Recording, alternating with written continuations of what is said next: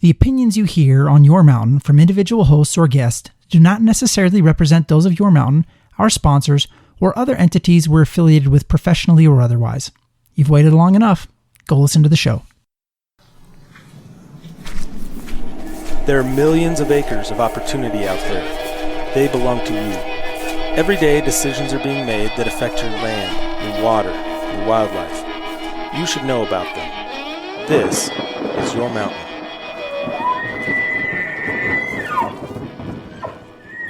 Hey, everybody, and welcome back for another episode of the Your Mountain podcast. I'm your host, David Wilms. Nephi Cole is also hosting this show today, sitting in his office in Sheridan, Wyoming. Nephi, how's it going? I'm still here, Dave. Still here. Yep. You'd think you'd have a different line after 7 years of doing this. Would you really, or do you think that would just be the same? Because it seems like it's consistent. And, seems accurate. Yeah. Oh, I suppose so. Yeah, I suppose so. It is what it is. I got no real small talk, and we got a lot to cover. What do you think about just diving right in? Do you think that we should start taking sponsors? That is a good question. Maybe that's a question to ask folks. Would you still listen to us if we had a sponsor or two or three? If there were sponsors that didn't, we don't want to sell out, but if it was somebody that was consistent with our values and didn't actually make us filter what we say, would we do it? That's a good question. We never have, right? No, we've never done it. And if you actually sat down... I had a friend ask me, and this is why I asked, like a guy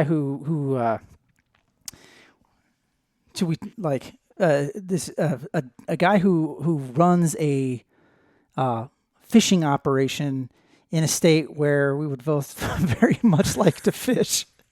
He's like, "Hey, you should come fishing with me, and I'll sponsor your podcast." And I was like, that's a good idea. Like, we ought to talk about this because I do like to fish.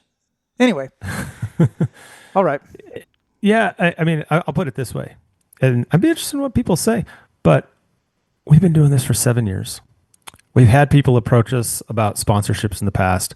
We've always said no to sponsorships because we wanted to be free from any perceived influence and be able to present. We're just trying to present information, right? And not say what we wanted. We don't have to worry about getting fired because we're in charge of this. Right. Well, so and we wouldn't get fired if we had a sponsor, although they could stop giving us money, right? Yeah, but I think at some point you have to ask yourself, at some point you look at the ledger of all the money you've put in. We've spent a little bit of money on, it's funny. But yeah, it costs something to make. Believe it or not, podcasts cost money. Like and I'm not sure how much because I just make my wife pay for everything. So I don't ever know. But hey, rumor has it that it costs money. Between hosting fees, website fees, podcast hosting fees, website hosting fees, having a place for an email account because we didn't do a free email account. Rockstar energy drinks aren't free, Dave. Right. Paying for the Zoom so we can have more than 30 minutes, right? All the things that are expenses. They add up over time when you do this for 7 years. It turns out to be real money. And I only say this because I don't think my wife listens to this podcast, so she won't know how much money we're spending on this.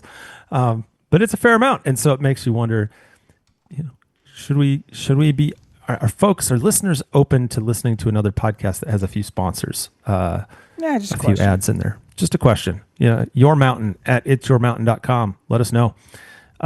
All right, I'm going to jump into this because we got a lot to cover. Yes. I'm going to start with maybe the wonky, boring part first, and then we'll get into the super interesting stuff that you wanted to talk about. Okay. I wanted to talk about this wonky, boring stuff a little bit. And we don't have to spend a ton of time on it, 10, 15 minutes, maybe tops. So, Congress. Ever heard of them? Congress. Yeah. There is a proposal in Congress right now in the Senate to use what's called the Congressional Review Act on resource management plans in North Dakota, Alaska, and Montana. Okay. Now, let me explain a couple of things really quick, because a lot of folks might say, okay, what's the Congressional Review Act? What's a resource management plan? How can you use one on the other? That kind of thing. So let me just run through this really quickly. So what is the Congressional Review Act? The Congressional Review Act was enacted in 1996 as part of the Small Business Regulatory Enforcement Fairness Act. You don't need to know anything about that act, but you do need to know about the Congressional Review Act. What it does is it gives Congress it's a really powerful tool to overturn rules that are issued by federal agencies. Now, Congress, if they wanted to already, they could overturn rules by federal agencies, right? But they'd have to go through a normal process. They'd have to introduce a bill. They'd have to go through a hearing and a markup, and they'd have to get 60 votes in the Senate, and they'd have to get a majority in the House, and so forth. This Congressional Review Act it speeds up the process. So before a new rule can take an effect, say the U.S. Fish and Wildlife Service writes a rule, that agency has to send a report containing a copy of the rule, a general statement about it, its effective date, to both houses of Congress. And once that happens, members of Congress have a fast-tracked time period. It's typically 60 legislative days before they can introduce a joint resolution of disapproval. Now, 60 legislative days is way different than 60 calendar days, because Nephi, as you and I both know, Congress takes a lot of time off. They don't work every day, surprisingly. I mean, believe it or not, it's true. And to give you a sense of that, when I say 60 legislative days, if a rule were passed at the end of the Biden administration in early January, for example, that 60 legislative days probably takes you into September or October to repeal it. That's how many days Congress works in 10 months. Yeah, you're talking about days they gavel in. That's right. Days they gavel in. So members of Congress have this typical 60 days to introduce this joint resolution of disapproval. If both chambers pass this resolution on a simple majority vote, it goes to the president for signature or veto. And it also has these special procedures which make it easier to pass the joint resolution. It limits debate to 10 hours, and it prohibits amendments. Anyway, without going into a lot of detail beyond that, it's a fast-tracked process to repeal rules, and it can only be used for a certain amount of time. So it hasn't been used a lot, about 20 times since the CRA was enacted in almost 30 years ago. Have rules been overturned? There were. I mean. So here's a question for you. Yeah. Maybe you're going to get there yet. So, and I think this question is one of the reasons we're talking about this now. So, what does it apply to? Because it doesn't apply to everything. The CRA only applies to certain things, and there's been some discussion where people are like, "Well, does it apply to this? Does it apply to that?" Well, I don't know. Well, what if you didn't know?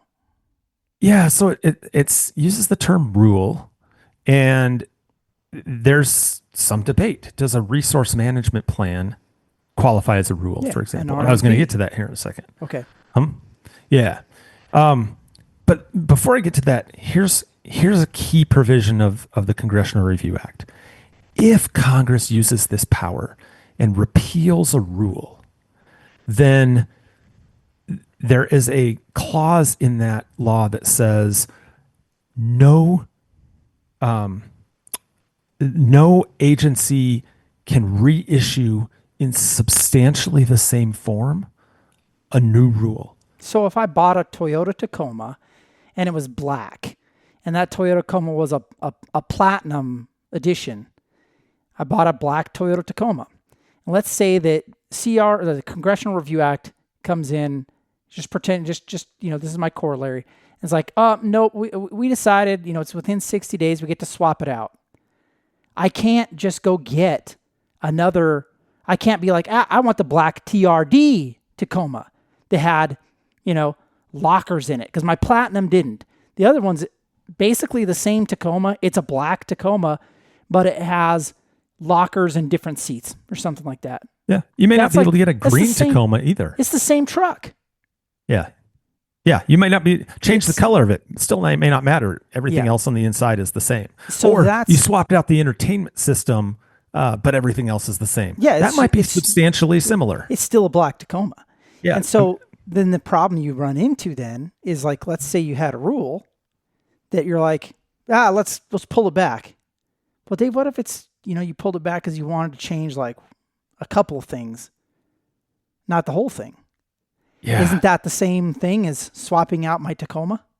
So this is where it gets really interesting, right? And this is why I wanted to talk about these resource management plans. Yeah. So on Bureau of Land Management lands and on Forest Service lands, there are planning documents that really set the course for how that land is going to be managed for the next 20 years. And honestly, it can be for the next 40 years. Some of these plans are in place for a really long time. And it'll tell you what are the areas that we are going to use for oil and gas development. What are the areas that we are going to allow certain kinds of ORV use, the off-road vehicle use or all-terrain type of use? What are the places where we're going to allow solar or wind or mining or logging, or like, just think of all the grazing. Think of all the uses we have for public lands. And these are the plans, these resource management plans or land use plans are the things that set the course for management for the next 20 years. Okay. So there are a few of these that at the end of the Biden administration that were controversial. Actually, there were more than a few, but there are three right now that there's a proposal to use the Congressional Review Act on. One is the North Dakota RMP, and it's largely disputed over where the oil and gas leasing and development can occur. The Miles City, Montana RMP, there's concern over a prohibition on coal leasing in that RMP.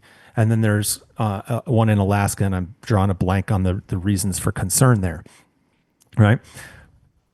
When you look at these RMPs, though, resource management plans, I'm going to call them RMPs, but just know that that's resource management plans. Most of these resource management plans are developed over a period of years. Most of them are developed with tons of community input. They're talking to governors' offices, to county commissioners, to mayors, to land users, to different constituencies. They're taking public comment from the local level all the way out to the national level, and making decisions on how to manage these lands. And they don't always land in a place, and frankly, practically never land in a place where everybody's happy with everything that's in these things. But I would venture to guess that if you took any one of these plans, that probably 80%, maybe 85% of everything in those plans, everybody is kind of like, okay, everybody wanted sense. Everybody wanted a Tacoma. Everybody agreed that we're going to get a Tacoma, and they got a Tacoma. Now the problem is this with all these plans, right? The problem is, if you go back, the question is, the Congressional Review Act hasn't been used in this way before. It has never been used on a resource management plan before. So the problem is, now you're going to have, even if some people like the idea of going back and doing this, you're going to have legal challenges when it happens. If somebody comes back and says, that's fine, we'll get a green Tacoma instead, somebody's going to say, you're not doing that. You have to have a Camry now. Yeah, so you have to get an example. Go ahead. Yeah, go ahead. No, go ahead. No, I mean that's the. I'll let you get to a real example, but that's the problem, is that if you go back and you say, we had, this was the preferred alternative, you can't just go change a couple of things in it. You can't just tweak it, because it's If it's 99% the same thing, that's a problem. Yeah. Here's the issue, right? A couple issues. One, the substantially similar clause in the Congressional Review Act is not defined. Like, it has not been defined. There's no judicial review of it. It's really undefined. It's undefined in the law. So you're creating this exposure, right? Like right now, if you have a resource management plan and you choose to go in and amend it through the normal processes under the Federal Land Policy Management Act or the National Forest Management Act, you can go in and you can amend these land use or resource management plans. And there's a process. And at the end of it, you get a record of decision, and that record of decision can be challenged in court. Fully admit that, right? There's a judicial review process to this, or element to this, that could happen. So these RMPs could be challenged. So one of the reasons for using the Congressional Review Act would be to say, well, if we just eliminate this RMP, we don't have to deal with a judicial challenge, right? And this is where I hit the buzzer and say, be careful. I don't think you're thinking it through quite all the way, because if you use the Congressional Review Act, it eliminates that resource management plan entirely, says you can never do something substantially similar. It will put in place, likely, though we're not totally certain, but would put in place whatever that resource management plan was that existed before this new one that was repealed. So something goes back in place. That plan could be 20 years old. It could be 50 years old. There's some old plans out there, right? If you want to go in and amend that plan now, because you want to say, I want to have this area open to coal leasing, or I want to have this area open to, name your thing, right? So you want to go through an amendment process. Well, two things now. One, at the end of that amendment process, you're still creating a record of decision that's subject to judicial review.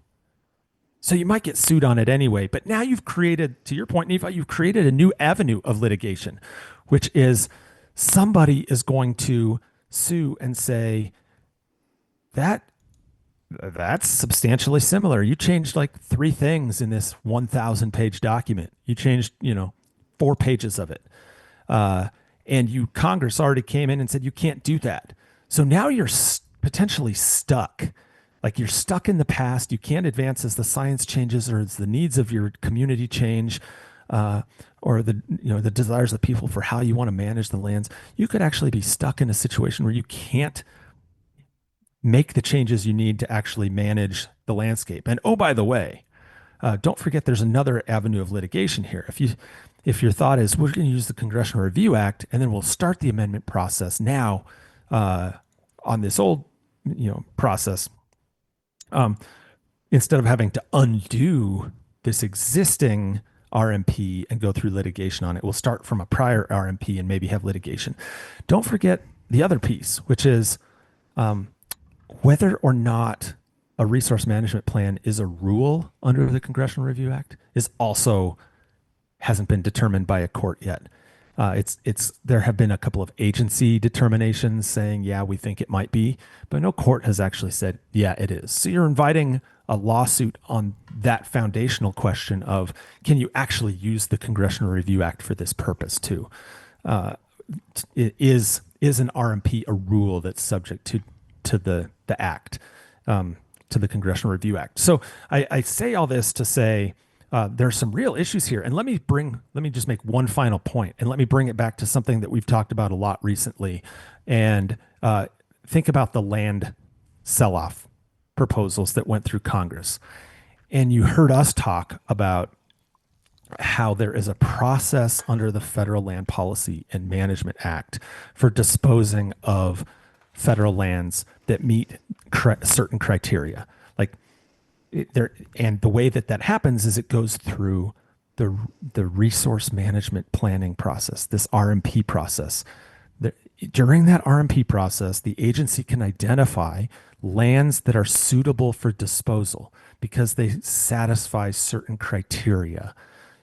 Are they really difficult to manage, isolated places? Is there another economic value for them that might be of a higher or better use? There are a handful of things, very few things. But let me just say it this way. 40 years ago, Nephi, 40 years ago, how were you well, never mind. 40 years ago, you and I were probably depending on our parents for stuff. 40 years ago, how would people have navigated in the backcountry, known where they were, where property boundaries were, that sort of thing? Map and compass, and then where a fence is. I mean, it's real world stuff on the ground, and then you're an abstract representation of reality called a map. That's the best you're going to be able to do. That's right. And that's how I grew up learning to hunt. Map and a compass. We didn't have GPS until I was an adult. And we certainly didn't have something like Onyx until even later than that.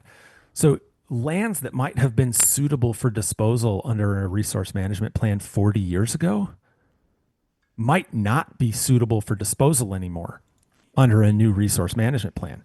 Lands could be taken off of that list of suitability for disposal. And part of it could be because all of a sudden lands that were largely viewed as inaccessible, now you have at your fingertips these highly precise maps through Onyx and satellite technology where you can know where you are and you can access places you probably couldn't access then. And so some of these lands that might have been suitable would no longer be suitable.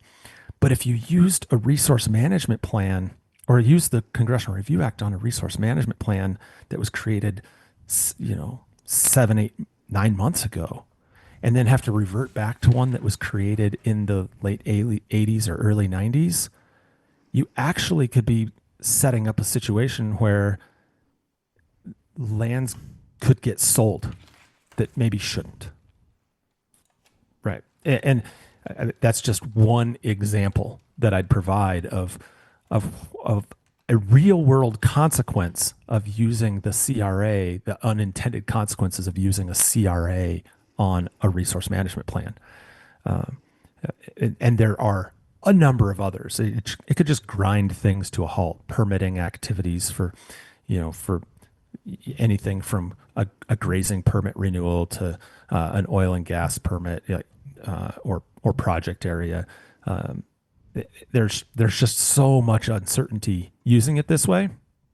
And what's ironic is that CRAs are typically used to, if you have what you have right now, which is all branches of government, right? Your executive and legislative branches of government all being from the same political party, they're usually used to undo something from an opposing party. But what's ironic in this instance is, that's the case, but you actually have things in the law that allow that kind of undercut the authority of the very agency that you're trying to support to see them get the president's agenda done. Like, Congress could actually make it harder by using CRA on these RMPs, could make it harder for somebody like Secretary Burgum to implement the president's agenda, which is an interesting thing. Because right now, under the law, Secretary can go in and amend those RMPs if he doesn't like them.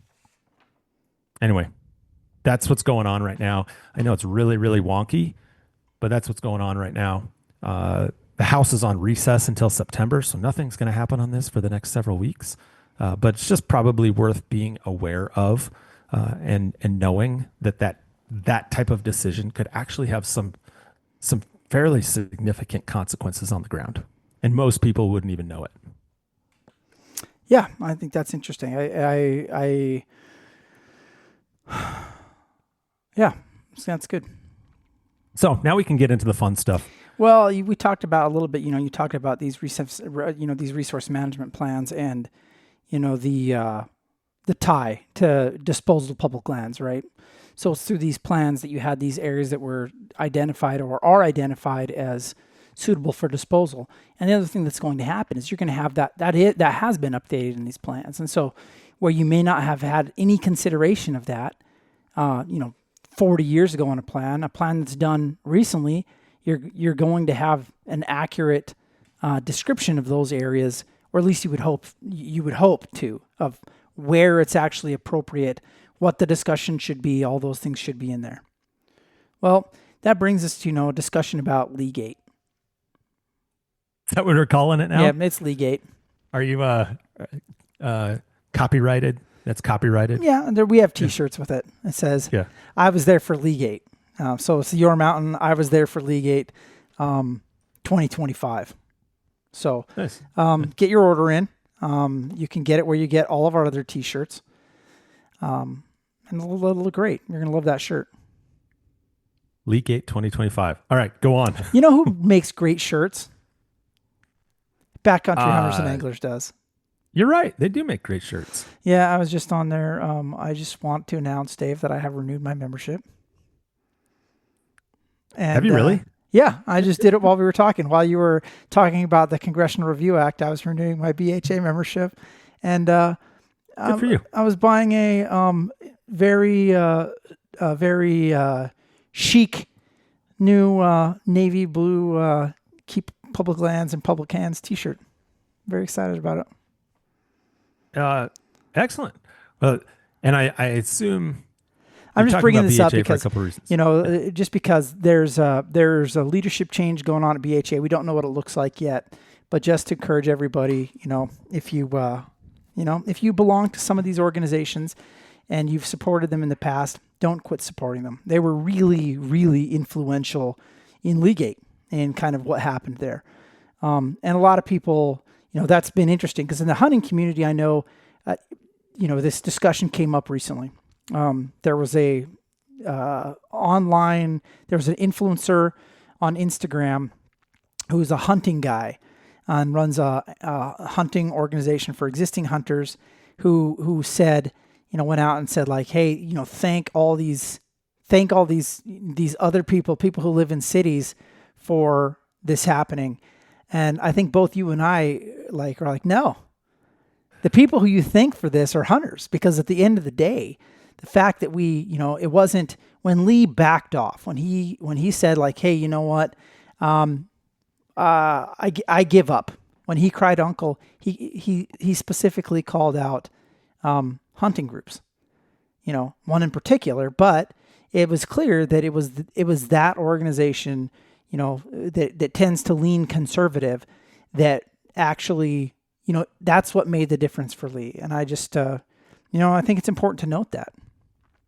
I couldn't agree more. I've actually chuckled a little bit. I mean, it takes everybody. It does. At some point, when you're doing a movement, it takes absolutely everybody. Whether you're a hunter, outdoor recreationist, somebody live in a city, all those sorts of things. It took everybody to get this done.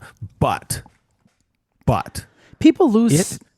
It would, the thing I've told people, if it were not for the hunting and angling community coming out in force, drawing a red line, calling their representatives and senators until people just got sick of having to answer the phone, writing in all the time. If hunters and anglers hadn't done that, and it had been everybody else, but no hunters and anglers weighing in, I can't prove it, but I believe public lands would be for sale right now. Absolutely.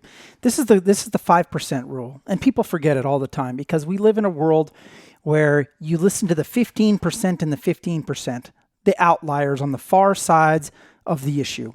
So if you take 100% of the population, you'll have just a really squeaky wheel that might be 5 to 15% on the left, and a really squeaky wheel that might represent 5 to 15% of the population on the right. These are your hyper partisans. These are your, warriors for, your craziness warriors that are really out there. But what you find in politics, the reality of the way that things work in this country, and it's the way our government was set up to work, actually, so you can be thankful for it, is that it's hard for people to whipsaw on policy drastically one way or the other. And the people that really matter at the end of the day, so while the squeakiest ones might be out there on the edges, it's a 5% rule. You don't have to change the entire world's opinion or 50% of everybody's opinions to make policy happen, to get things done. It's 5%. And that's both good and bad. because that 5% is straight down the middle. That's people who are, they're not like hardcore one way or the other. They're malleable and they're right there. And if you look at, basically national elections and almost all elections, you look at these issues, you want to see how much it really takes to swing the issue. It takes 5%. And so, and not even that. I mean, like it takes 2.5 on either side, and then you swing it to get a 5% margin. And that's why this is important. If you look at, what's the percentage of hunters, Dave, in the nation today? Yep. I was going to guess between 4 and 5%. Between 4 and 5%. It's been that way for quite a while. Yep. And I mean, that's just kind of an example of like, so what group of really motivated people do you need? Well, there are a lot of people that could have cared less about this issue. And there are a lot of people that feel very passionately that they want lands to be privatized. But I mean, it's really, if you can mobilize, a 5% that really cares about something. And I think that hunters, I think that they, tend to be, there's a lot of pragmatism. There's a great degree of diversity. So when you got that group mobilized, that's what made a difference in this case. So you see people, and if you looked at Congress, people, I heard this by the, similar individuals who are like, well, how come you're not going to write a thank you note to every senator and a representative who opposed this from the very beginning and were always against it? Well, because their whole party, because it was partisan, because they viewed it as partisan. Well, that's great. You can send them a thank you note. But the people that really made the difference, who was it? It was people who were right on the center line. It was, in this case, the Ryan Zinkies. Those are the people who were kind of on that cutting edge center, who could have chosen to go the other way, but instead fell on the opposite side of the line. Those are the people that make a difference. And it's important to remember that and to recognize when you're going to influence people, it's important to quote unquote shore up your base. But the ones that are really important are who? If you want to win these battles, it's the people, it's the swing votes that you have to win. It's the people that are right down the center. It's the people that don't necessarily think exactly like you right now, but they're gettable. They can be talked to. They can, you can share information with them. They're actually going to read it. They're going to think critically, and they're going to make decisions based on it. Those are the people that get ignored in this, in a hyper-partisan world, but they're still extremely important if you actually want to win a vote. So yeah, you're right. I say that because, these outdoor groups, they lots of outdoor groups, Rocky Mountain Elk Foundation, Safari Club International, all these folks that weighed in, they were extremely important.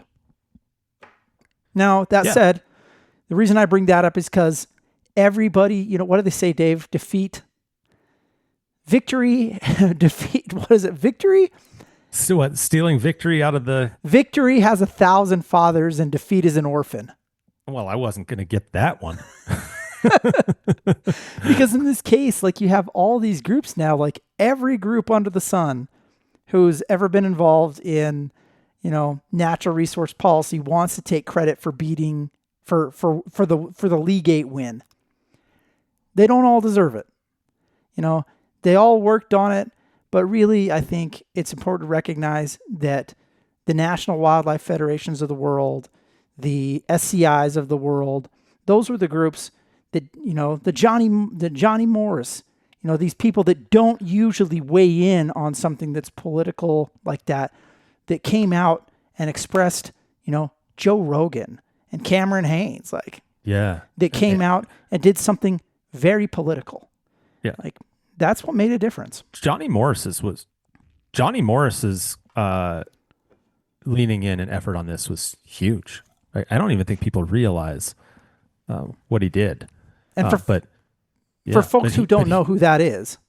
Oh yeah. The founder, the president and CEO of Bass Pro, and now also of Cabela's, right? He is an incredibly influential person in the hunting and angling space and the outdoor space, and he he weighed in. He wrote a joint letter with Colin O'Mara of National Wildlife Federation on this, and like his leaning in had a real impact. It really did. And to your point, the Joe Rogans of the world leaning in, and the Cam Hanes of the world leaning in, really had an impact. Like the people that don't lean in often on political issues, that leaned in hard on this and had significant followings, made a real difference. And so I guess, 2 points. And the first one, the reason I bring that up is because this is a great time to renew memberships. So if you belong to these organizations, and you're happy about the success of of where things ended up, now's a great time to go and check and see, like, is your membership up to date? Can you add a year? Can you buy a hat? Can you buy a t-shirt? Can you do something for these organizations to help make sure that, their policy staff who, flew to DC on a credit card that belongs to that organization, that they can pay the bill. So that's why you said you just re-upped your membership. It is. Why you bought a t-shirt. It's a way of saying thanks. Absolutely. And so I would encourage, everybody to look at the groups that you're a member of, and maybe a group that you think you should be part of that you haven't been in the past, and reach out and, be part of those groups. So that's the pitch. And so we know that there, at least 10 new members should, if they listen to this podcast, 10 new memberships for somebody. So nice. With that, that same conversation, there was this discussion about influencers, that came up, and the importance of influencers. And so, influencers matter. And so here's why I wrote this down. We'll get to this in a second. Dave, there's an argument going on in our community right now, and there has been for some time, that, we don't need more hunters. We have enough. I've heard it. I've heard it. And, man, what do you think? Well, I mean, okay, let's say this from a very selfish level, because I'm going to break this into two things. I just wanted to do it that way, right? No, from you have to. From a very selfish level, I definitely prefer to go out and not see anybody in the places I hunt. Right? It makes my hunting experience much, much better when it's not a pumpkin patch out there, when there's just not orange on every hillside. For sure. Right. For sure. But then the flip side of that is, I want to be able to go out there and hunt. And so, we need hunters to make sure that we have a voice and that we have, influence at state commission levels and in state houses around the country. So when anti-hunters are out there lobbying and pushing hard to shut things down, we have an organized force to push back and say, not on my watch. This is our heritage. We should still be able to hunt. And so when I'm out there in that pumpkin patch, sometimes in October on public land, that's my way of getting through the frustration, is saying, at least we've got this army of people here that can stand up and fight to protect this heritage. Public lands and public hands, folks who can. And I'll find a spot out there that there's no orange. People who can support the effort to stop something like this. And it's really interesting, because if you look at the heyday of hunting, which is they say like the 1970s, 1980 was really when the highest level. In 1980, there were about 17 million hunters in the U.S.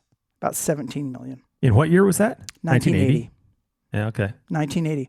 And that meant, I'm sorry, not 17 million, 7.9 million. I apologize, in 1980. No, that's not right. Yeah, it was 17 million people, 7.9% of the population. Right? So you had this real high level of hunting engagement in the late 70s, right? Today, it's 4.5 to 5% of people that are participating in hunting. And the number, depending on how you feel about a million, like the number of hunters has decreased to like 13 million. And then it's bumped up in the last couple of years back to around 15 million. And so the numbers overall, they've been static, and even recently you could say they've been slightly increasing. Now, but let's just run with static because it makes the math easier. But you know what? You know what hasn't stopped increasing? The population. So if you look in Utah in 2000, the year 2000 in Utah, when you were hunting in a pumpkin patch, there were 290 million people in the United States of America. And now, in 2024, you're sitting at 342 million. You got a 17% increase. But yet, the numbers of hunters haven't increased. And so that's why this argument about hunters, you'll hear people say, well, I see more people at my trailhead than I used to. And then you'll hear, a refrain on the other side of, well, no, I don't think that there's, somebody saying that there's, that the rates are, that there's more people hunting, but the rates are going down. Well, how does that work and why? Well, that's because a rate is not a quantity. A rate is a comparison of the relationship between two quantities. Mm-hmm. And so here's what we've got happening, which is if you were look at from 2020 to 2024, you may have had, you've had a 20% increase basically in the U.S. population. Is it harder to get to a trailhead than it used to be? Is it 20% harder to draw a tag? Well, it probably ought to be.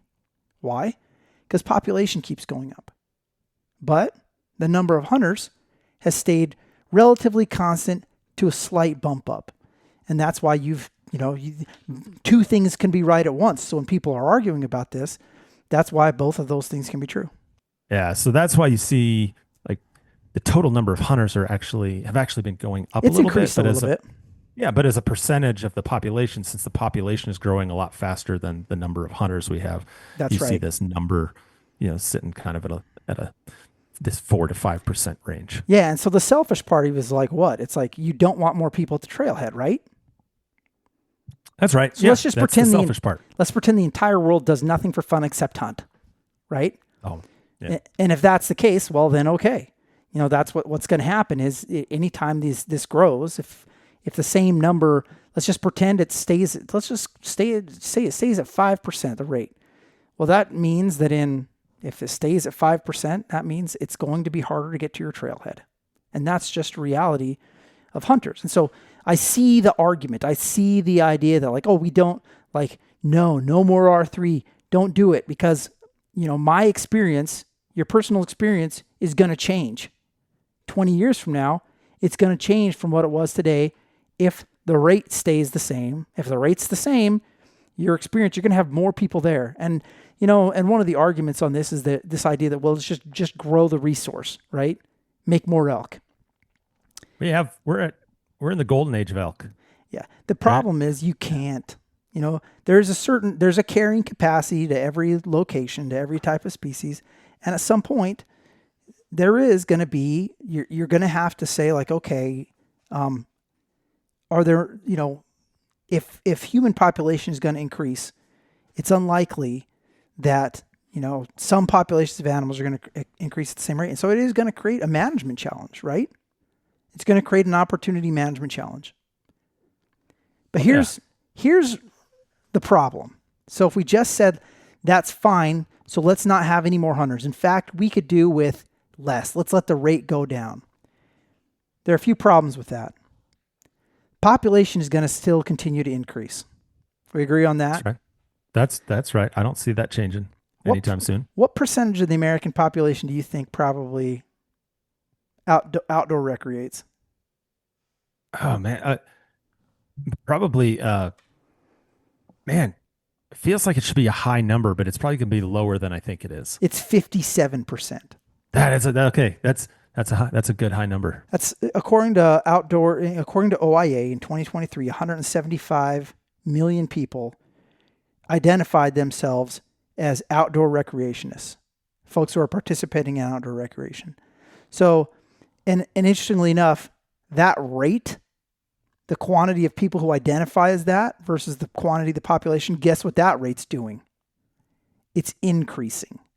It is going up. So That's right. People in Colorado, more people are buying mountain bikes. So the population's increasing, but the rate of people that want to be seen mountain biking is going up. So as your rates of hunters are going down, all this other recreational activity is going up. And to me, that's the big problem, the fallacy of that argument of saying, well, that's fine. We don't need to do R3. We can have less hunters.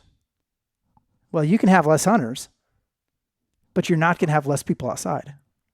And hunters aren't the ones that are having the real impact in these places. Like this drives me nuts. You and I've talked about this offline a little bit before. This drives me nuts a little bit. When you see the studies coming out, these scientific journals coming out on what is impacting wildlife negatively, how many of them do you think are hunter related? Like the impacts of having hunters on the ground, too many hunters out there. How many of them are negatively impacting species? Yeah. None. I haven't found one. If somebody finds one, send it my way. But the things I'm finding are, for example, in near Vail, Colorado, fat tire mountain bike use in the winter on elk winter range has actually reduced recruitment of elk. Like elk numbers are going down. They're having fewer babies, right? Fewer calves are born because of the impact of fat tire bikes. Go up to Grand Teton National Park and look at what has happened to the native bighorn sheep population in Grand Teton National Park. There have been a couple of things impacting it. They don't migrate the way they used to because billionaires have built houses in places where the sheep used to come off the mountain in the winter and migrate. So now they're having to stay on these tiny little patches of windswept ground in the Tetons to munch on what little vegetation is there. Well, that's obviously going to reduce numbers. You don't have, that's that carrying capacity argument.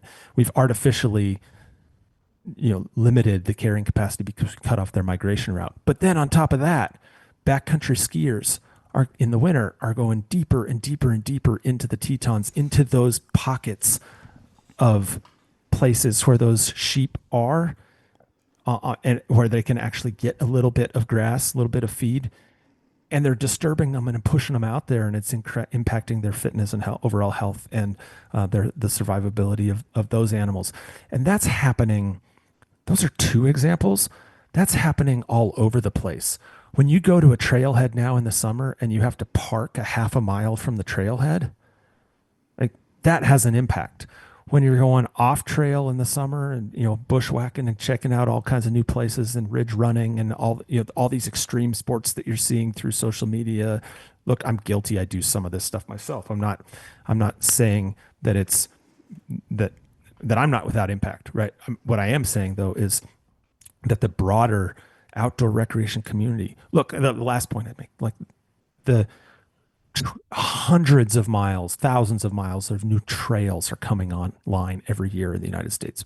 People because 57% of the country is into outdoor recreation and a lot of them want to hike or mountain bike or whatever, and they want new places to do them. People don't want to ride the same trails over and over again. So we have to go build new trails so they can ride new trails and see new places. We're building hundreds of miles of new trails. Where do those go? That's going into that elk habitat, that mule deer habitat, that pronghorn habitat, that bighorn sheep habitat, all those critters that hunters like to hunt in the fall for those short couple of week seasons that they've got, right? Yeah. These folks are out there recreating there's no shoulder season anymore. People have figured out how to recreate in pretty mass quantities 12 months a year. That's having far more impact on wildlife than hunters going out there for a few weeks in the fall and that pumpkin patch I mentioned, having a pumpkin patch out there from October 15th to October 31st. Right? Okay. That might happen. Well, and that's the problem. I mean, the problem as hunters is we have a really interesting choice to make, and we can debate it, and we are debating it, which is, would we rather have as individuals would have a number of individuals, a smaller number of individuals have, and I think there's a false choice here, but let's say a smaller number of individuals have the experience or have that, let's just call it a lifestyle instead. Would we rather have a smaller number of people who have the privilege of the lifestyle, or is it important for us to have a larger level of representation. And here's what I fear. Here's why I would argue we needed the larger level of representation. If you looked at those numbers in 1980, when we had 105 million was the number of voters, and you had 7.9 million hunters as voters. In 2000, 20 years later, and so this continues to grow. In 2000, there were 168 million total voters, and you had 7.56 million hunters who were voters. So you had a 50% increase in the total number of voters, and the number of hunters as voters didn't change at all. And the problem is when you get in a state like Colorado, where you had a vote come up last year to ban hunting of large cats in the state of Colorado. Think about what happens when every decade you have this change. And this is if that trend is going to continue where more people are going to be coming in. What happens when those individuals now, like as hunters, percentage of hunters becomes less and less?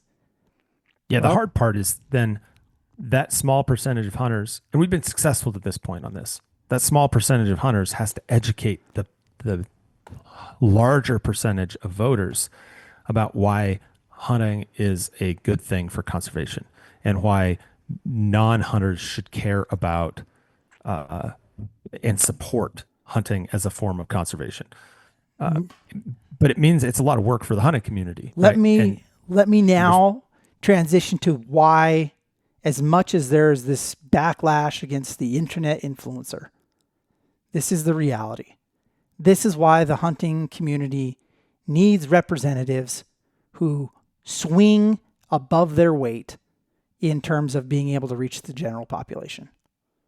Because if we're only going to be 5%, and that's all we ever want to be, and we're willing to even let that decrease, where we're just going to have, let's try and hold 16 million as the number of hunters in the U.S. Because if we've got that number, we can support it now. I think we could grow it. I think there's ways to do it and have the experience be awesome. Because I don't think that, I think sharing the experience, and there's some data that says this is happening. There's some data that indicates that the shape of the outdoor recreation landscape is changing. In the last 20 years, you have a lot more people going out and recreating, all the different types of recreation. And hunting is far behind.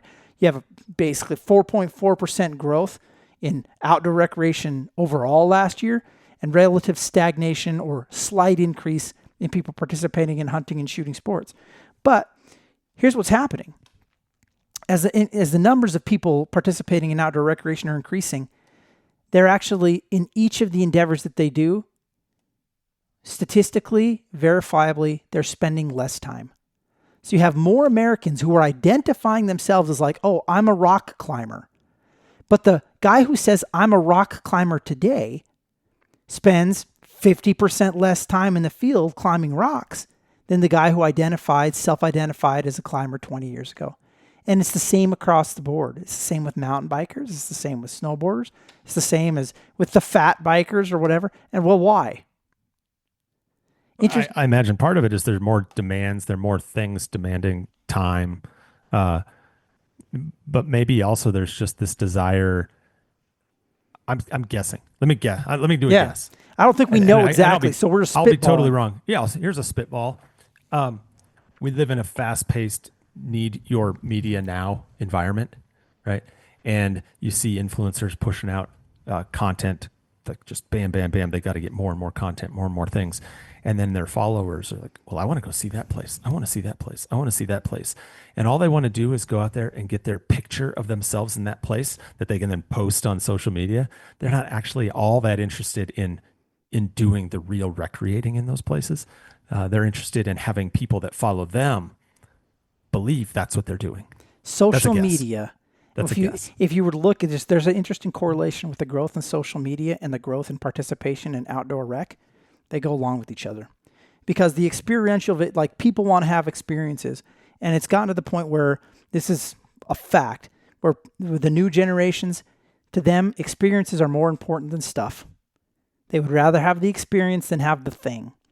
And that's driven by social media, by this sharing, society that we have now, where people, they want to go and they want to be an expert hunter, but they want to do it and we all know these people. We know these people, Dave, right? People who it's like, they want to be the expert hunter for 5 days a year. But then the rest of the year, that's not what they do. They're expert at something else. Like they want to go be shown as an expert at something else. And so that's the world, that's the world that we live in now, where you have more people doing stuff, and this is a trend that OIA identified, but there are less of they call it core users, less hardcore users. That said, the total number continues to go up. And so as hunters, we're faced with this really unique challenge where we have to figure out how to incorporate those people who aren't our quote unquote hardcore users and have them be part and identify with the hunting community. You can't ostracize them, because if you ostracize them and make them the enemy of the community, then all of a sudden we lose them in all these important fights. So how do we let them be part of that? And this is also, also has a lot to do with, the influencers. And this is why influencers were so important in Leagate, because Joe Rogan punches above his weight. Because love it or hate it, Cameron Hanes is more popular than, my next door neighbor who just goes out and hunts. And they have a voice. Social media now, influencers, it's a $35 billion economy being an influencer. And so that's nuts. It's crazy. Nuts. And the reality is those people aren't going anywhere. And they do exist in the hunting space. You know how I know we're not influencers? Because we don't have any money. Because we're not part of that $35 billion industry. Because we don't have a single sponsor. Because we have no sponsors and spend all of our own money. Yeah, we pay to the influencer. Well, and then influencing, right? This is a reality. This is just, so we call them influencers, act like it's something new. This is just marketing today. That's the marketing firm as an individual rather than being a firm. So this has always happened. Industries, whether it's mountain biking or, skateboarding or hunting, they've always invested, they've always been there. The marketing, it's just, we call it something different now. Now, here's the challenge that I see is that it's a $35 billion industry influencing. The outdoor recreation industry, it's going to grow. As hunters, here's what I think our question is. Who do we want to represent us? Because I think it's a huge mistake to just say all influences are bad and letting people know that, there's this effort to, kind of let's not talk about hunting. Let's not recruit people. Let's keep people out of it. Let's not draw attention to ourselves. And the problem is that, you have these groups, I forget, I was looking at a website today from a group that was advertising wildlife for everyone.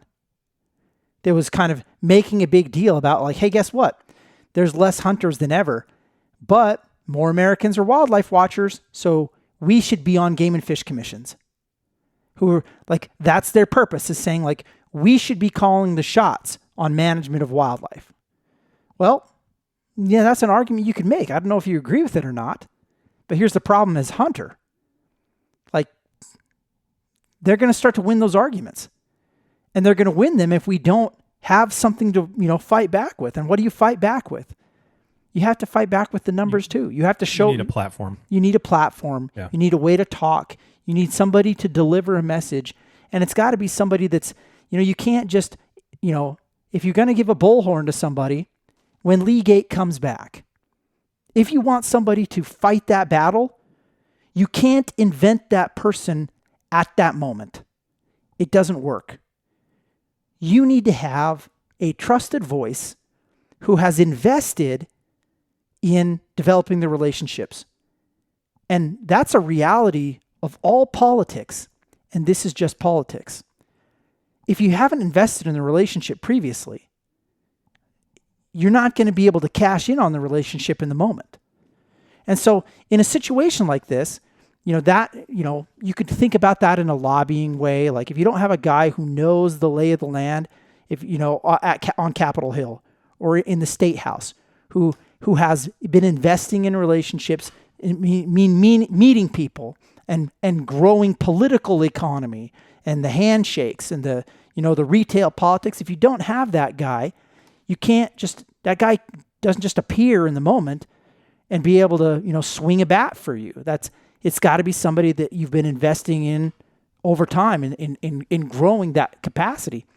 Well, it's the same way with influencers and public personas. If Joe Rogan, if Steve Rinella doesn't become friends with Joe Rogan and grow that relationship, as much as somebody might not like Joe Rogan, when an issue comes up that affects hunters, you don't have Joe Rogan going to bat for you. And if you're willing to say like, yeah, I don't want him, well, okay. But that's just a reality doing battle. Yeah, no, you're right. I don't want to, I'm struggling here with thought. I had a thought in my mind and it left, and it was, I know what it was. When I think about influencers in the hunting space, and I'm speculating, I don't have any hard data to support this, but in a lot of places, like I think about where we are, right? Every single unit in Wyoming for antelope is a limited quota draw. We could grow the hunting community by 500%. And what it's going to do is it's going to increase competition for those tags, but it's not going to increase the number of people on the ground during the season because you're limited by the tag availability. With and largely with mule deer, it's the same. There's a lot of limited quota. There's not as many general units as there used to be. Elk's the one place where right now you could potentially see some more bodies on the ground from residents. Maybe from resident outside of Colorado, where I think you can, as a non-resident, you can still buy an over the counter tag, and there's some challenging hunting issues there. But where we live, right, you could potentially see increased numbers from residents. I don't know that we're seeing that. I'm not 100% sure. Like in the area where I go, the people I've seen new to the area that have been influenced by influencers. Right? And I can definitively tell you this is true. I've run into people the past couple of years in the place where I elk hunt, and I'll talk to them. I never see them again because they burn all their preference points on this unit, and then it'll be another decade before I see them again, right? Because they can't. It takes about that long to get the tag. And I ask them, I'm like, well, how'd you hear about this? I'm like, oh, so-and-so was talking about it on this message board, or somebody on this podcast was talking about that unit and saying, ooh, this might be a good unit to hunt in, right? So I was seeing an influx of people in my specific area within this unit because somebody had highlighted it. Some influencer had highlighted it.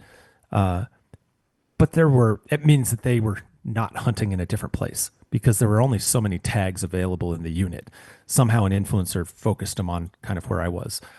I almost feel like somebody's out to get me. But I guess my point is, okay, so there might be a few examples where there might be a few more boots at the trailhead. And I think this sort of builds off your point. In the hunting community, there might be in a few places a few more boots at the trailhead, but largely you're limited by the resource and the number of tags that are available. And so if you grow that community and that impact, like I would much rather still have my public lands and a place to go than lose my public lands, but have a better chance at drawing a tag than with no place to go. Yeah, that's really my point meaning, right? Like my point being having that a community with a voice and with power to stop something like a land sell-off is worth having slightly lower draw odds. But it shouldn't actually impact me too much in the field in a lot of places because you're limited by the resource, as opposed to the broader outdoor recreation community that's been growing at this exponential clip. And or maybe not exponential, but it's been growing, as you noted, much, much faster than the hunting community.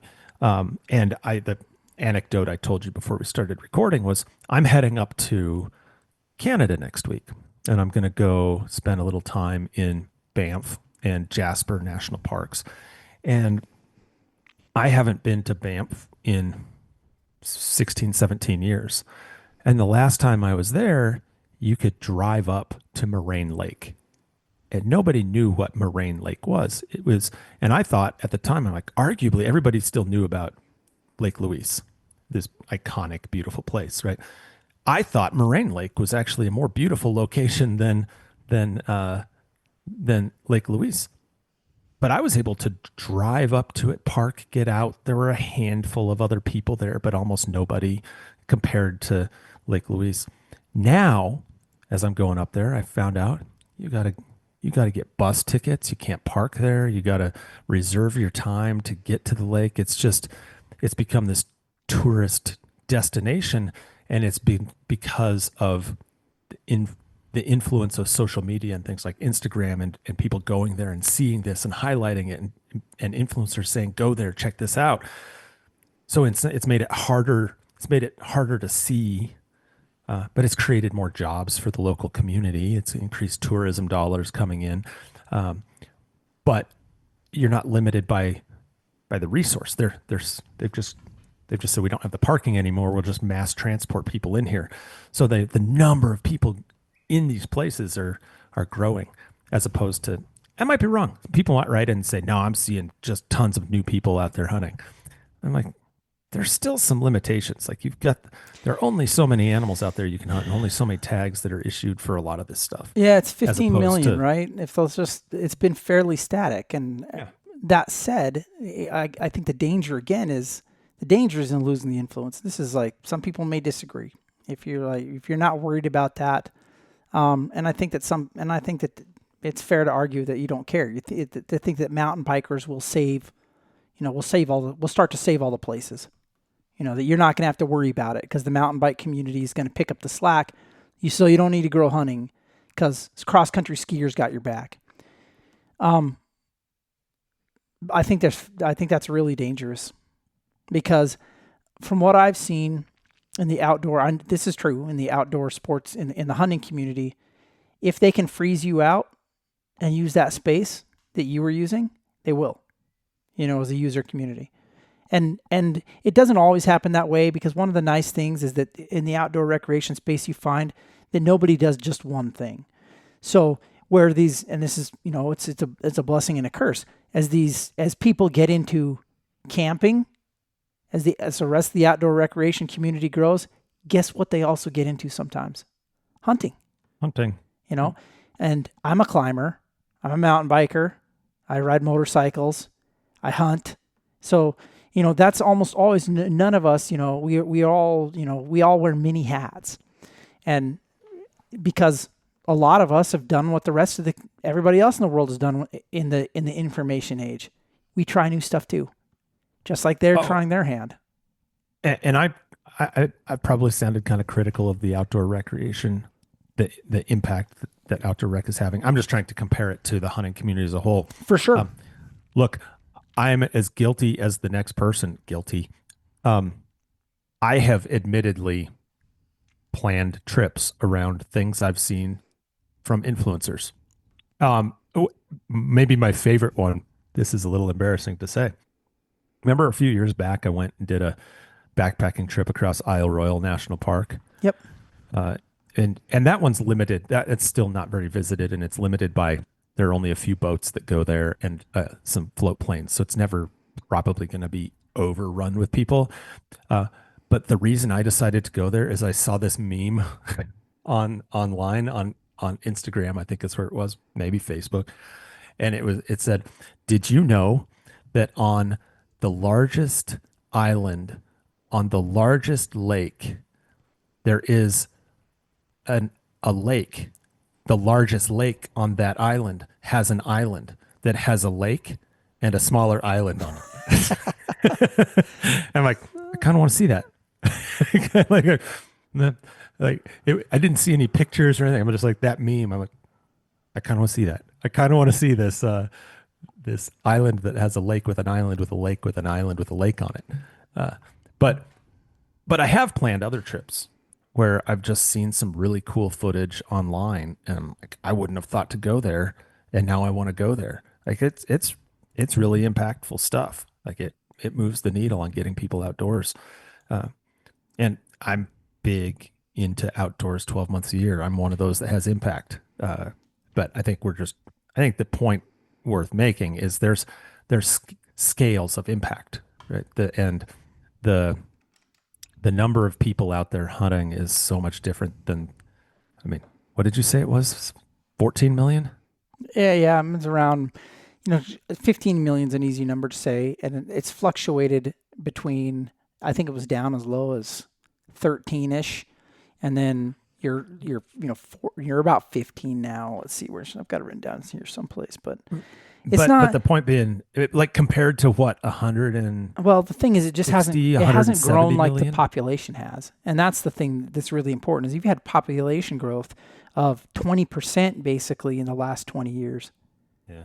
But you haven't had a growth in, it's not like you've had, it's just hunting. Whereas you've had this overall bump in population, the number of hunters is relatively stagnant and that's why two things are at the same. Like if people say there are less hunters, yes, there are less hunters. The rate of hunters has gone, no, there's relatively the same number of hunters, but the rate of hunting has gone down. And the problem is the rates of all these other outdoor recreation activities are going up, and the overall number is going up. Yeah. And so, if you don't have, go ahead. If you don't have people who are advocates for you in that outdoor space, you're going to lose the arguments.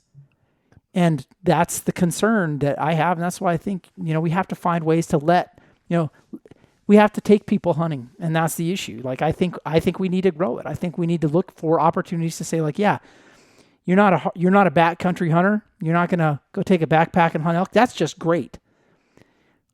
Why don't you hunt a doe with, why don't you squirrels, pheasants, or at least understand hunting, or maybe just get a handgun and go shooting at the range and be part of the shooting community, even if you don't ever want to hunt. Because another interesting thing that we've got going on is there's this increase in use by millions and millions of people. But if hunters' numbers don't change, where does Pittman Robertson come from? Well, it doesn't come from the hiking community. It comes from the shooting sports community and hunting, which the numbers of people who actually own firearms, it actually tracks pretty good as population increases.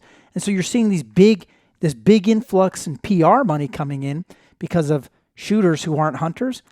But when you're looking at people who are advocating for the elk herd, if somebody doesn't have that same concern for the elk herd, you're just not going to have the same voice.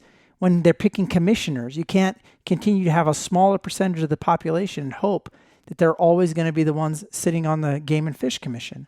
And so that's why, and I believe that it's important that we learn, that we try and include people and share it and keep the numbers of hunters or the rate of people hunting, let's not dip below 5%.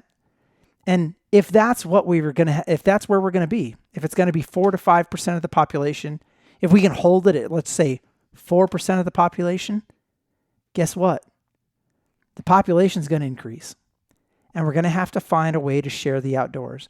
And that's the problem we have right now is folks who are saying, look, I don't want to share the outdoors. They're not saying this, but right, they're saying we got enough hunters. The numbers are enough. Yeah. If you're willing to let the rate continue to decrease. If not, then our management agencies, this is just a challenge to you management agencies to figure out how you make it work so that more people, and again, this matches the trend in outdoor recreation. You probably aren't going to people that wanted to spend 20 days hunting like a giant bull elk every year. There's a point where it might be 10 because you're going to have to share that opportunity. You're going to have to share that experience. You're going to have to democratize the resource. And so these are huge challenges that we face. There isn't an easy answer. But the one thing I will say about this is, like, in trying to find those answers, we still need people who are advocates for the outdoor space. We need the Steve Rennells of the world who can go out and be a positive, give people a positive view of hunting, because we're not going to be able to decide whether or not people are getting into outdoor recreation. We're not going to be able to decide if Instagram has people who are influencers. The only thing that we can do as consumers is choose who our voice will be. And so you just can't throw out all of it. You can't say we're not going to have voices, we're not going to have influencers. We just need to decide who we want the voices to be. And I think that's a discussion that, we're going to have to continue to have as outdoorsmen. Who do we want to be our voices? What do we want to be seen as? And how can we share that? And that's, this is a big philosophical conversation, but.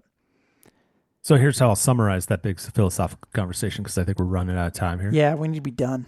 Yeah. This is boring now. It got boring. Yeah. So do you like your public lands? Are you thankful that they weren't sold off during Nephi's during copyrighted Leagate? There are two people you need to thank, or two groups you need to thank, and they're one in the same part of a subgroup, right? One is thank hunters and anglers, and thank influencers in the hunter and angler community. Like, if it weren't for those two groups, public lands would probably be for sale right now. And if you want to be able to have that voice in the future, to be able to run a successful campaign to push back on other things that threaten outdoor recreation or your hunting heritage, those two voices are going to remain important, and you need to recruit into them, and you need to have people that can carry that voice to the masses. Is that the best way to sum that up? That's how I'd sum that up. I think that's it. And the good probably outweighs the bad. So, final thoughts? Or that it? That's it. Sweet. Well, I don't have any final thoughts either. I'm pretty excited to go up to Canada next week, so I appreciate you recording this before I'm out of town for a little bit. Thanks for listening, everybody. Really appreciate it. Oh, that ding! I heard a ding. That reminds me of something. What? It was listener complaint, my fault, wasn't it? Oh yeah, let's go. Listener complaint. Let's go. I love listener complaints because they're always about me. It's to whomever leaves the ding on their email notifications on when recording, that it's a huge distraction, and would you please stop doing it? I can't help it. I can't help it. You can't just shut off the notification. I could. I'm not smart. I can't figure it out. I'm not going to call IT and ask, and I just don't know how to do it.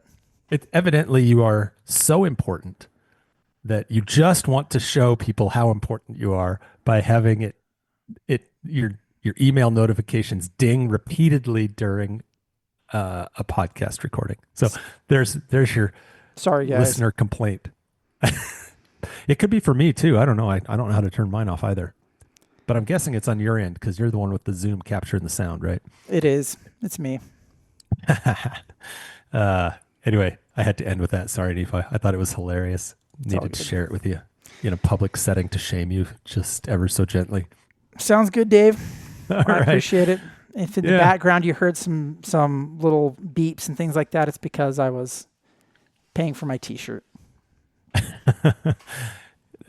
Go out and buy that membership to BHA, huh? Or whichever organization. Whatever you do. Whoever you want to support. Yeah. Thanks everybody again for listening. Appreciate it. Send us an email if you want. yourmountain@itsyourmountain.com. And as always, remember that life is about experiences. So go have one.